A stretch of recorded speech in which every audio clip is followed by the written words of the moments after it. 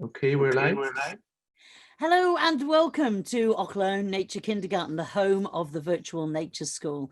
I'm Claire Warden and I'm delighted to be able to share with you today another film along our inquiry around the idea of rocks and crystals. We're joined today by many people around the world, but also friends who are from Scotland. So we've got friends from Orkney and Irvine and East Kilbride, Kilmarnock. We've got people in Ardrossan and Stirling. So we really are coming in from all over Scotland and all over the world. So hello to those people who are still asleep and who will wake up to this tomorrow morning in Australia and India and China. Very exciting that you're joining us on these lovely provocations. Don't forget, if any part of this journey is of interest, please do share that with us on the Twitter at @VNatureSchool, and we'll put it up there, or do post into our Facebook groups. It's really important that we learn from each other. So without further ado, I have my selection of little tiny flat rocks. So let's have a look at that film and see what our provocation is today. One of the enjoyable things about doing rocks and crystals is that when we think about all the things we know, it is amazing. I've been looking at all of your photographs and your films that you've been putting up, and they are amazing.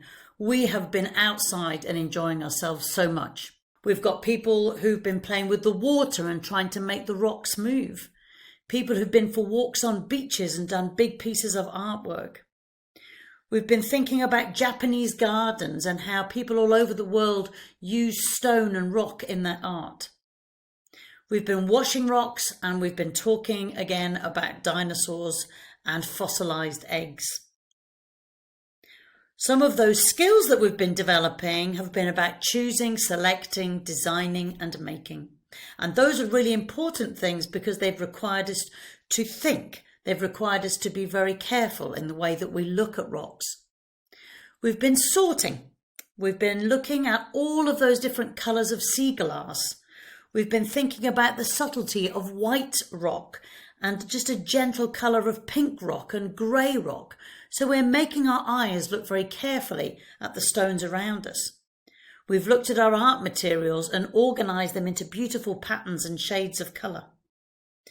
We've been using tools to recreate the idea of some of those photographs that I showed you. So we've been looking at how we can break up things like shale and slate to make different kinds of installations. We've been exploring patterns by using old tiles and making sure that we fit them together in different ways to make pictures. We've been thinking a lot about the shape of things in our heads. So from the making of a dinosaur to a long line of stones to the presentation of a snail. All of these things have required us to think, to plan, to move things around, and in some cases required us to be very careful about how we balance rocks, how we actually make things fit together. So in our talking tub, one of the things I'd like us to think a little bit about is about going up. Going into a tower. And the challenge that you have is about how tall a tower you could build from stones. Now, for the older members of our little community, this raises a challenge because how do you work out how tall the tower is? Are we going to count the number of stones we've used to make the tower? Or are we going to measure it using a tape measure and write down all the different heights that we could get to see which person made the tallest tower? Or better still, which is the tallest tower that you've made with your family? So let's think about some of those pictures that we've been taking. Well, I know that people have been out walking and visiting people, and Duncan had seen this amazing wall. And when we look at this rock, it's nice and flat. It's fitting together really well to make a wall. There are words that we use around building towers. Things like whether it's shorter or taller than the tower next to it. There's a word called stability, or how stable your tower is, and that's whether or not it's wobbly. Is it going to fall over very easily? There's another word in there about balancing, and balancing is where two things come together that just sit nicely together. They don't wobble or fall off. And so when you have a very stable tower, it's said to be a very strong tower because it can withstand wobbliness or the wind blowing. If it's not very strong, it blows over very easily. So let's have a think about what we've been doing and how we can take inspiration from each other's. Well, the idea of making a tower came from many of you, but I thought I would share Amelie's photographs. So Amelie went out with her family down beside the river and they started to build these amazing towers. So when you look, there's a very wide stone at the bottom going all the way up to a small stone at the top, because I think there may be a clue there for us when we want to build tall towers. Here is a little teeny weeny tower, and so it's only got very small stones, but it's got a lot of them. They're very smooth, so I think they've been affected by the water that makes them nice and gentle and makes them very balanced when you start to stack them up. Some people use towers and make towers as pieces of art. You have to be careful, however, that you don't break up all of the beautiful habitats for the little insects that live underneath them. So if you are going to take away lots of rock, you should really put them back where you get them from. This is an amazing picture because this is about something that's balanced. It's hard to believe that these stones aren't actually glued together in some way. But it's all about trying to find this place where things fit together, where you can let go and the tower doesn't fall over. If you like being mesmerized by towers, you might want to Google something called gravity glue. And that's a group of artists, and they go out into the environment and make the most amazing towers. You'd think that they were glued or fixed together with bolts, but they're actually not. It's all about patience, perseverance, and finding the balance. You could make some small bridges. You might want to decide to work out how you can balance things together like this. So not only have you got a tower, but you've also got a little bridge underneath. You might like the challenge with your family to make an arched bridge, which is a little bit more difficult. And so this has been made with some help. You're going to have to think about who you can call on to play with, who might help you make a bridge of stones. I've put this in for our friends from Canada who are with us right now. Now I'm going to say the word, I think the word is Inukshuk, and it's a wayfinder in Canada. And that means that they build up these towers to make them look like almost people. So they have two legs and then they have usually long pieces of stone across the middle. And those two long pieces of stone point the direction of the path. So things that you might find useful for your tower, well, that's easy. You just need lots of stones. But the key part is thinking about what shape of stones you need to collect. Now, we've been thinking an awful lot about different things in this project, and one of the things that you've asked me to do is to explore crystals. So I had lots of little messages from people saying, how do you make crystals? Could I make a crystal? And so we've called on our friend Thomas, and we've asked his family to create for us a little film to teach us how they made crystals. I'm going to show you how to make crystals. You first start with salt in a cup, and then pour them into a jar, and then pour them into here, and then pour them into here, and then that's how you make crystals.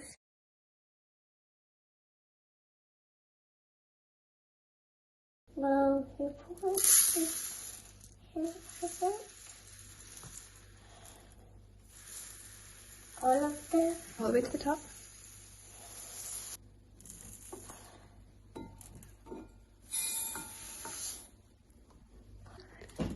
Mom, can you please add 1 cup of boiling water?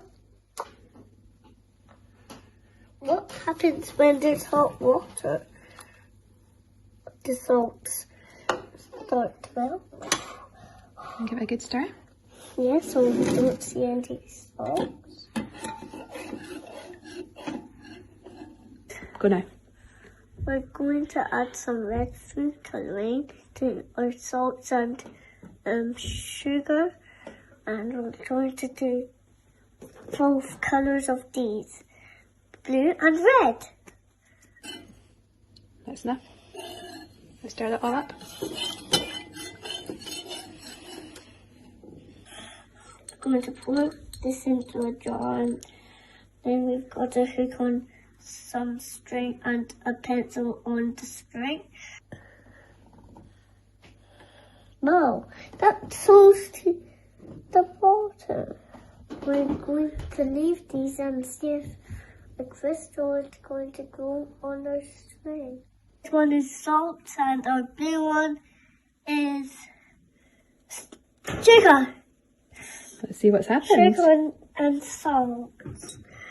Nothing's happened to this one yet.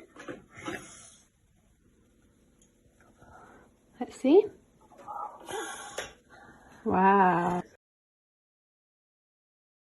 So thank you very much to Thomas and his family for that brilliant film, sharing with us what they know about crystal making.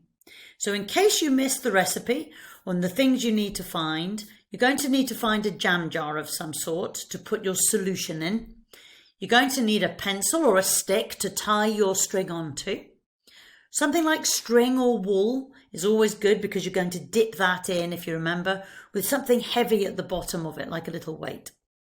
And then you're going to have to choose what material you're going to put in. Are you going to make your crystals out of salt? Are you going to try sugar?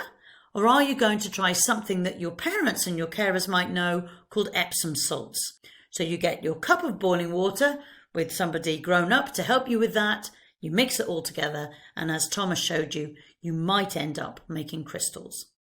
Whatever it is that you decide to do, whether you're going to work on your museum, whether you're going to carry on doing your transient art, or you're going to start building tall towers and bridges, or maybe you're inspired by the idea of making crystals. Whatever you decide to do, I look forward to meeting you in the virtual classroom. Today, it's about building towers. It's about thinking about stability. It's about starting to build that crystal that we've just talked to you a little bit about. So let's have a chance to open up and see. I know that I've got a few friends online. Sky is here to talk to us. So let's go to Sky and see if Sky and her family have any ideas about what they might want to do today. Hi, Sky. How are you? I'm fine. I always going to make a tower, which is kind of cool. And even I have something special for you. Oh my word, look at that beautiful stone that you have decorated. It's very, very, very pretty. It's very smooth, and we keep it in our house, and it's a kind of rainbow order. And it's a rainbow on it as well. That was beautifully made, and I can see from the way that you're holding it that actually you love the shape. It's very smooth, isn't it? And it's really like kind of oval. It's a rainbow oval shape because yesterday I painted, not today, because I didn't want to. I want to do it just today. That's why I did it. Yeah. Well, that's good that you did it yesterday, because yesterday was a very wet day, wasn't it? We had lots of rain yesterday. So that's a good idea that you spent time doing your painting. And even I always love painting. Is that the thing you love to do? That's great. So today, Sky, we're going to try. So this is my little board. I got a board like this, and I've got some little stones, and I'm going to try to see if I can make a tower. Do you have any lovely stones in your box? That are flat. That's a good stone. That's this great. one is flat too. Very good. Let's see if you can stack those up then.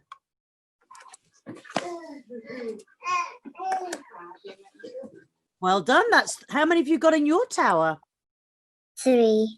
Yeah, I've got 4 in that one, but it's very wobbly. And this But one, this one really, really tiny. See? oh yes. Can you put that on top? Put it on top. Okay. Put a tiny one on top. Okay. I think this one. Oh, well done. Now you're up to 4. Brilliant. 2, 3, 4. That's All cool. right. Maybe another one. Oh, and then it falls down. That's what happens to mine all the time. I build them up and then they wobble over and I start all over again. So it's a good game to play to see who in your family can build the tallest tower. That's a cool one. It's like a flag. It's like a dolphin nose and eyes there. That's so funny. It could be any of those things, couldn't it? Very good.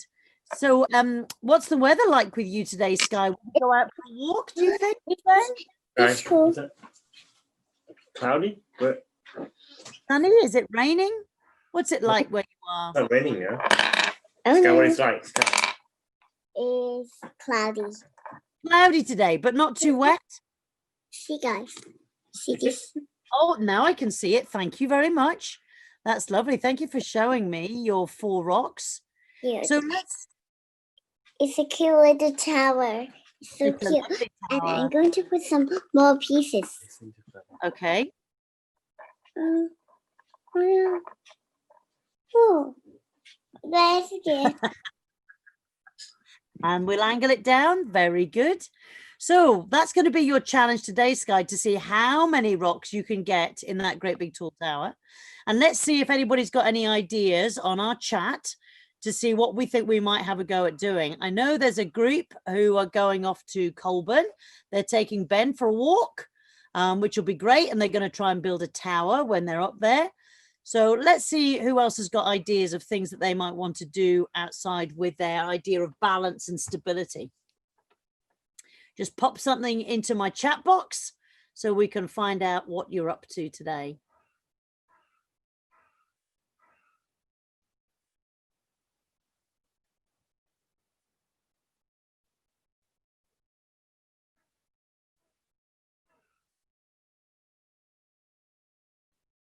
All right.